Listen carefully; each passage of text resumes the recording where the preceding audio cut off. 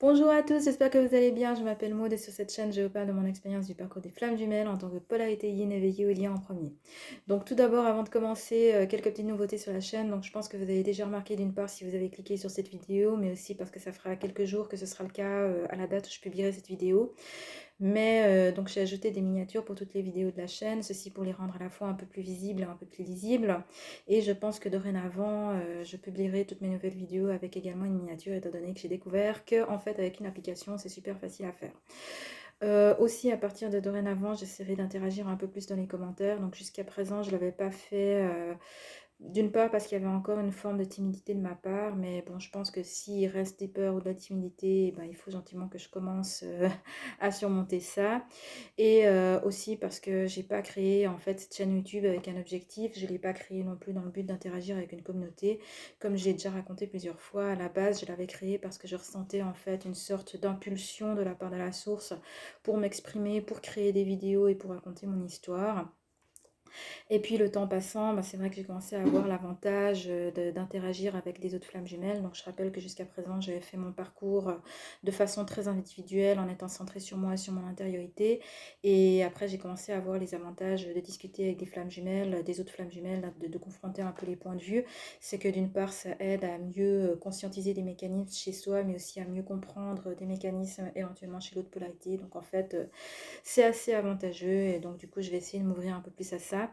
Malgré tout, je ne sais pas trop pourquoi, mais sur ma chaîne, bah, il y a quand même beaucoup de commentaires auxquels j'ai pas spécialement de réponse à adopter, vu qu'il y a beaucoup de commentaires qui sont juste des commentaires extrêmement gentils, de remerciements, de choses comme ça. Donc, si j'ai toujours rien à répondre, eh ben, je continuerai à mettre juste un petit cœur. Mais dans tous les cas, sachez que le cœur y est et que j'ai lu votre commentaire et que ça m'a fait extrêmement plaisir. Donc dans cette vidéo, j'avais envie de refaire de nouveau un peu de témoignage parce que ça faisait un petit moment que j'en avais pas fait. Et du coup, j'avais très envie en fait de raconter comment est-ce que pour ma part j'ai vécu la reconnexion. Donc ce que j'appelle reconnexion, c'est la reconnaissance. Donc ce qui s'est passé en fait au niveau de mes ressentis la première fois que j'ai rencontré mon jumeau. Sachant que pour ma part en fait, j'ai la façon dont j'ai vécu la reconnaissance, la façon dont j'ai eu mes ressentis en fait, c'était assez différent de ce que j'avais pu entendre dans d'autres vidéos de flammes jumelles qui pour la plupart avaient été créées par des yang. Je ne sais pas ce qu'il en est pour des yin, étant donné qu'une fois de plus, je n'ai pas eu d'autres témoignages ou de contacts avec des autres flammes jumelles yin au sujet de comment ils ont vécu leur connaissance. Et donc, une fois de plus, je me lance sans savoir si mon ressenti va être partagé ou non. Mais enfin, bref, de toute façon, je vais vous partager comment ça s'est passé pour moi. Et après, ça résonnera ou ça résonnera pas. Sachez que je ne prétends pas parler au nom de toutes les flammes jumelles de polarité yin, mais que je suis juste moi, juste Maud, je suis une polarité yin. Et après, ben, ça peut résonner ou pas. Donc, comment est-ce que j'ai vécu cette reconnaissance? Donc, déjà, ce qu'il faut savoir, c'est que je m'en souviens pas très bien. Et en tout cas, quand j'ai commencé mon coaching avec Anaïs Dussault, donc je l'avais contactée en décembre 2000, pas que je me trompe d'année, en décembre 2019. Et à ce moment-là, en fait, elle m'avait énormément interrogée sur quels avaient été mes sentiments au moment, mes ressentis au moment de la reconnexion. Donc, il me semble que pour les polarités yang, le moment de la reconnaissance, il y a quelque chose qui se passe qui est assez fulgurant en fait en termes au niveau sur le plan énergétique. Et en fait, ben, pour moi, cette fulgurance, je ne l'ai pas spécialement perçue, en tout cas, je m'en souvenais pas. Et du coup, bah, Anaïs m'a énormément posé de questions sur ça, mais j'ai passé presque toute une séance à lui dire, je sais pas, je suis plus sûre, je m'en souviens pas, parce qu'effectivement, je n'arrivais pas du tout à m'en souvenir. En fait, j'ai dû passer presque un mois en fait à essayer d'introspecter pour essayer de faire ressurgir mes souvenirs, pour essayer de me rappeler en fait de qu'est-ce qui s'était passé, de comment je l'avais vécu, de qu'est-ce que j'avais ressenti. Parce que pour moi, en fait, ça avait pas été aussi frappant, ou en tout cas, je ne m'en souvenais pas. Mais les raisons pour lesquelles je ne m'en souvenais pas, c'était aussi parce que j'avais énormément jusque-là géré mon émotionnel en oubliant en fait ce qui s'était passé. Et étant donné que pendant la nuit noire de l'âme, j'avais beaucoup souffert et que ma façon de gérer mon émotionnel, c'était de ne pas de faire en sorte en fait de ne pas me souvenir qu'une histoire d'amour avait eu lieu. Et ben, j'ai fait en sorte de mettre au placard tous mes souvenirs concernant mon histoire avec mon jumeau. Et que, en fait, après, ben, quand je suis revenue avec l'histoire des flammes jumelles et qu'on m'a posé des questions pour savoir comment s'était passé ceci ou comment s'était passé cela, et ben, j'étais bien empruntée parce que ben, je m'en souvenais pas et j'avais fait des efforts pour ça. Donc, c'était bien fait pour moi. Donc, aussi, ce qu'il y a, c'est que moi-même, pendant très longtemps, j'étais pas connectée à mes ressentis parce que mes ressentis, en fait, étaient très intenses et ils étaient extrêmement douloureux. Et donc, assez souvent, en fait, je me dissociais donc sur le plan émotionnel. Donc, je dissociais en fait mon émotionnel et les événements pour essayer de moins souffrir en fait de ce qui avait eu lieu. Et donc, étant donné que aussi parce que je me connaissais mal, je connaissais mal mes propres sensations, donc je savais que j'avais des émotions que je n'arrivais pas forcément à mettre des mots dessus, ou en tout cas pas les bons mots, c'est-à-dire que je n'arrivais pas forcément à les nommer. Je pouvais faire des super poèmes en disant les chevaux impétueux sortent des vagues, il y a des tornades et des machins, mais j'étais pas capable de dire là je ressens du chagrin ou de la tristesse ou là je ressens que mon jumeau me manque. Donc c'était pas. En fait, tout ça, ça a été la façon de mettre des mots dessus pour essayer de nommer mes émotions. Tout ça, ça a été un travail que j'ai dû faire postérieurement. Et donc tout ça, ça participe aussi au fait que pour moi, la reconnaissance, en fait, ce que j'ai ressenti à ce moment-là, c'était pas aussi clair que ce que j'avais pu entendre en fait dans les récits venant d'autres flammes jumelles. Donc, déjà, il y a eu cette grosse constatation qui a été que de prime abord, moi, je ne me souvenais pas de leur connexion et je n'arrivais pas du tout à identifier en fait mes ressentis. Et ça a duré un sacré bon bout de temps. Et jusqu'au moment où Anaïs m'a interrogée dessus et qu'il a fallu en fait que je refouille dans ma mémoire pour essayer de me rappeler qu'est-ce qui s'était passé. Et parce que j'ai fait cet effort d'essayer de m'en rappeler, et ben maintenant je suis capable de vous en parler, mais c'est vrai qu'il y a eu une grosse période où en fait j'aurais pas pu vous expliquer tout ça, tout ce que je vais raconter plus tard. Donc au moment de la rencontre, tout d'abord ce qu'il faut savoir c'est que mon jumeau au départ c'est mais alors pas du tout quelqu'un qui a attiré mon attention. Franchement, c'était pas un garçon qui me plaisait spécialement. Déjà, physiquement, enfin, il me plaisait pas du tout. Enfin, physiquement, il avait quelque chose qui me rebutait un peu. Donc, plus tard, évidemment, j'ai appris à le connaître, à connaître ses expressions faciales et à le trouver mignon. Mais en fait, au départ, c'était pas du tout sur le plan physique quelqu'un qui m'attirait. Et ça m'est plusieurs fois même arrivé de le regarder et de le trouver moche, mais en même temps j'étais attirée quand même et je le trouvais trop beau, mais tout en le trouvant moche. Enfin bref, je sais que ça a l'air complètement schizophrène, mais en fait il y avait ce côté où de prime abord, ben, l'attirance en fait elle n'était pas immédiate. Donc dans mes ressentis, la première fois en fait qu'il a attiré mon attention, ça a été le fait qu'il a vu tout de suite qui j'étais, qu'il a tout de suite vu à travers moi. Et en fait, on a discuté et après même pas une heure, il m'a dit, mais au fait, t'as combien de QI, THP?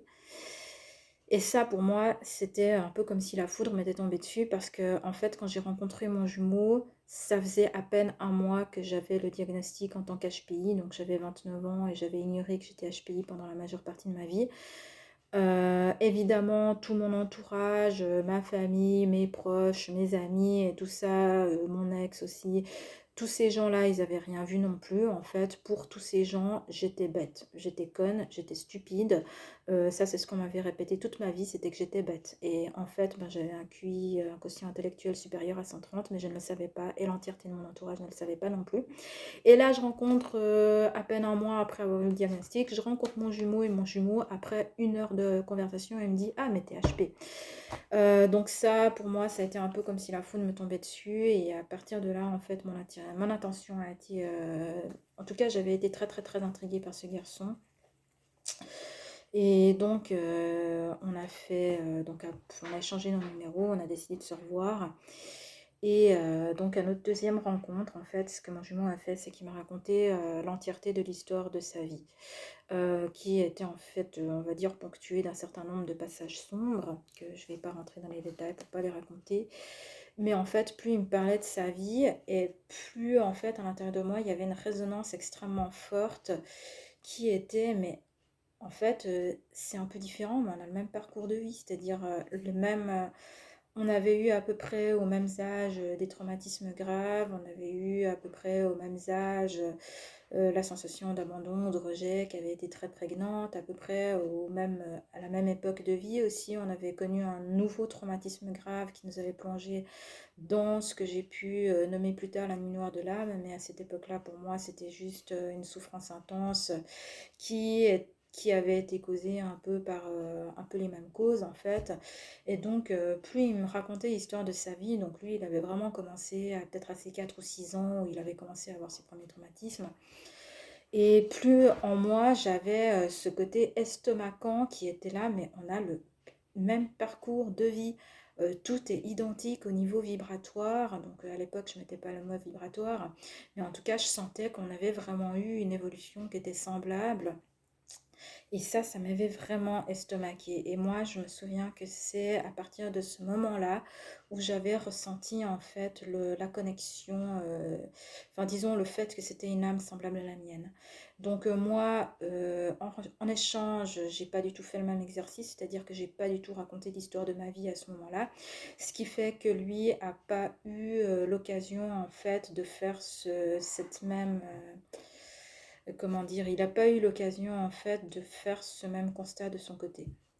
Et en fait, c'est seulement 3 4 mois plus tard, à l'époque où, donc pour rappel, bon, c'est un peu tout mélangé avec mes vidéos précédentes, ce que je vous raconte, mais je crois que je vais essayer de, quitte à me répéter, à redire un peu chronologiquement ce qui s'est passé, pour essayer de garder un peu de cohérence dans le présent récit. Moi, j'ai pas du tout en échange raconté l'histoire de ma vie. Donc ensuite, il y a eu une période assez compliquée parce que lui, à ce moment-là, il était très instable, encore en pleine lumière de l'âme. Et ma guidance m'avait informé à l'époque que si j'attendais 3 4 mois, il serait en mesure de se mettre en relation sérieuse avec moi parce que pour lui, il serait aussi dans des énergies un peu plus apaisées. Et donc, j'ai attendu 3 4 mois, durant lesquels il y a eu des allers-retours et des machins et des trucs. Et en fait, au bout de 3 4 mois, quand j'ai senti qu'il commençait à être un peu plus calme, mais aussi qu'il commençait à s'éloigner un peu plus, là, j'ai compris qu'il fallait que je me dévoile. Et donc, il y a eu un moment où je l'ai recontacté en lui disant, ben, j'arrivais pas en fait à mettre le sujet sur le tapis. Ça faisait quelques temps que j'essayais, mais j'arrivais pas. Et donc, à un moment donné, je lui ai dit, un jour on aura du temps, là je sens que c'est pas le bon moment, mais un jour on aura du temps, je te raconterai l'histoire de ma vie. Et en fait, je crois que le fait que je lui dise ça a attiré son attention, ça l'a intrigué. Et quelques temps plus tard, ben, il m'a dit ok, on se fait un resto, on prend un peu de temps pour nous. Et pendant qu'on mangeait, là, il a mis sur le sujet sur le tapis et il m'a dit alors, l'histoire de ta vie, raconte-moi, c'est quoi? Donc là, j'étais un peu coincée en mode fuite, j'avais plus trop le choix, donc je lui ai tout déballé. Qu'est-ce qui m'était arrivé, beaucoup de choses que j'osais raconter, que j'ai raconté dans Comment je suis devenue l'âme suivante, donc ma vidéo. Mais je lui ai raconté à mon tour ma vie, mes traumatismes, mes rejets, mes difficultés face à autrui, mes dysfonctionnements et tout ça, mes peurs. Et qu'est-ce qui s'était passé récemment qui a fait que j'avais de nouveau tout perdu. Et au fur et à mesure que je parlais, en fait, j'ai ressenti, en fait, et j'ai vraiment vu ses yeux qui s'écarquillaient et ses paupières, en fait, je sais pas comment dire, pas ses paupières, mais ses pupilles, en fait. Vraiment ses pupilles qui avaient un espèce de petit tremblement super caractéristique. Et au fur et à mesure qu'il conscientisait les choses, et je l'ai vraiment vu en fait sur son visage et aussi sur ses expressions quand il s'est rendu compte qu'effectivement sur le plan vibratoire, il n'y a pas tout qui était identique en fait, vraiment en termes de faits, vraiment d'événements, mais que sur le plan vibratoire, on avait vraiment le même parcours de vie, à peu près aux mêmes âges, et que par conséquent, on était probablement l'un pour l'autre les personnes les plus à même en fait de se comprendre mutuellement. Tout ça, j'ai vu qu'en fait la conscientisation en fait, elle se faisait au fur et à mesure que je parlais pour lui. Donc je pense que pour lui, ça a été à partir de ce moment-là où lui-même s'est éveillé à la connexion. Donc il s'est évidemment pas éveillé au lien et pas non plus éveillé au lien d'âme et pas éveillé au lien de flamme jumelle, puisque ça, à l'heure actuelle, il ne l'est pas encore. Mais en tout cas, je sais que c'est à ce moment-là qu'il s'est éveillé à la connexion. Et c'est à partir de ce moment-là aussi qu'entre nous s'est enclenché un mécanisme où on était en train de marcher vers une relation sérieuse, posée et verbalisée, et plus comme avant avec une relation en fait qui était une relation du moment présent, mais où on savait vraiment jamais ni l'un ni l'autre si on allait continuer à se voir la fois d'après. Donc c'est à partir de ce moment-là en fait où on a pu marcher vers une reconnaissance mutuelle de la relation qu'il y avait entre nous et qu'on a pu reconnaître l'un vers l'autre une attraction qui était plus qu'une attraction amicale ou une attraction de sex friends. Pour ma part, donc là j'ai un peu fait, j'ai zappé une partie on va dire. Mais il y avait eu une autre, sur le plan énergétique, un autre point en fait qui avait été super important. Donc je vous ai dit qu'il y avait eu ce deuxième rendez-vous qu'il y avait eu entre nous, durant lequel lui-même il m'avait raconté l'histoire de sa vie, et où moi j'avais conscientisé en fait qu'on était identiques sur le plan vibratoire, sur un même plan vibratoire. Et ensuite, ben, il y a eu en fait quelques semaines plus tard un autre événement qui s'est passé où j'ai eu à nouveau conscience qu'il y avait une connexion qui, sur le plan vibratoire, se déroulait et qui n'était pas exactement une relation normale. Et en fait, ce deuxième événement qui a eu lieu, donc ça a été la deuxième fois en fait qu'il a été authentique envers moi. C'est-à-dire qu'il avait authentique envers moi une première fois quand il m'avait raconté l'histoire de sa vie, où moi j'avais conscientisé qu'on était sur le même plan vibratoire, mais ça n'avait pas été réciproque. Et ensuite il y a eu un deuxième événement qui s'est produit où en fait... comment dire? Alors lui, quand on s'est rencontrés, il était à fond, en fait, il portait un faux self yin, en fait, tout comme moi, je portais un faux self yang à ce moment-là, vu qu'on était précompensés mais mal. Et donc lui, il portait un faux self yin, et ça avait fait que pendant plusieurs semaines au cours de notre relation, il m'avait caché qui il était, notamment il m'avait caché le fait qu'il était dans un mal-être assez profond. Mais moi-même, j'avais compris que, et ça faisait partie aussi de ce qui m'avait attiré vers lui, j'avais compris qu'il y avait un truc qui me disait pas. Ah, voilà, je bois juste un peu. Donc, lui, la deuxième fois qu'il s'est montré honnête envers moi, c'est... Donc, il avait fait semblant d'être en pleine forme, d'aller bien, d'être heureux et tout. Et en fait, un jour, ben, il s'est retrouvé dans une situation où il n'arrivait plus à faire semblant d'aller bien. Et lui-même, il m'a raconté plus tard ce qui s'était passé pour lui, en me disant j'allais tellement mal et je savais que j'avais ce rendez-vous avec toi après, où j'étais plus en position de faire semblant aussi, parce que en fait ce soir-là il avait bu beaucoup d'alcool et il était psychologiquement dans un mal-être tellement profond, et avec l'alcool additionné en fait il n'arrivait plus à faire semblant d'être quelqu'un d'autre. Et donc il s'est dit bon, au fond je m'en fous, je vais lui l'appeler, lui dire la vérité, lui dire que je vais mal et lui montrer que je vais mal, et on verra comment elle le prend. Donc il était dans un stade en fait où, tout comme moi aussi, je vous ai déjà fait la vidéo sur la suradaptation, je me dévoile en fait à partir du moment où j'arrive plus à me suradapter davantage. Et lui en fait, portant un masque avec un faux self-yin, il était un peu dans le même mécanisme, c'est-à-dire qu'il s'est adapté le plus possible, et qu'au moment où il n'arrivait plus à se suradapter davantage, c'est à ce moment-là en fait qu'il a renoncé à faire semblant et qu'il s'est dit ok, je lui montre qui je suis, je m'en fous, on verra comment elle le prend. Et c'est à ce moment-là, en fait, où il m'a montré sa vraie nature, où il m'a montré qu'il avait tendance à boire pas mal d'alcool. Ce moment où il m'a montré, en fait, il avait souvent des moments de mal-être véritable et où il n'allait pas bien. Et en fait, c'est à ce moment-là où il s'est dévoilé de manière authentique que pour moi, en fait, sur le plan énergétique, il y a eu une deuxième vibration et une deuxième conscientisation. Et j'ai eu en fait un moment de la soirée un choc, parce que lui-même m'avait dit, en fait il avait pas mal bu, et il m'a regardé en fait avec ses yeux bleus magnifiques, ses yeux bleus magnifiques, où il m'avait regardé et j'avais vu vraiment la souffrance dans ses yeux. À un moment de la nuit de la soirée, il m'a dit un jour j'aimerais rencontrer quelqu'un qui m'aimera véritablement pour ce que je suis. Et je me souviens qu'au moment où il m'a dit cette phrase, donc il s'est passé sur le plan vibratoire un truc très très spécial que j'arrive pas vraiment à l'heure actuelle à retranscrire avec des mots. Mais en fait, je me souviens que c'était comme si tout d'un coup, tout ce qu'il y avait autour de nous, donc le cadre, le monde, l'univers, la vie, tout d'un coup, pendant un instant, il y a tout qui a arrêté d'exister. En fait, il y avait juste moi et ses yeux, et ce qu'il y avait au fond de ses yeux, en fait. Et à ce moment-là, à l'intérieur de moi, il y a quelque chose qui s'est ouvert, en fait, que j'arrivais... je peux dire maintenant que ça correspond au chakra du cœur, mais à l'époque, je ne savais pas que c'était le chakra du cœur parce que je ne connaissais pas tous ces trucs d'énergétique encore.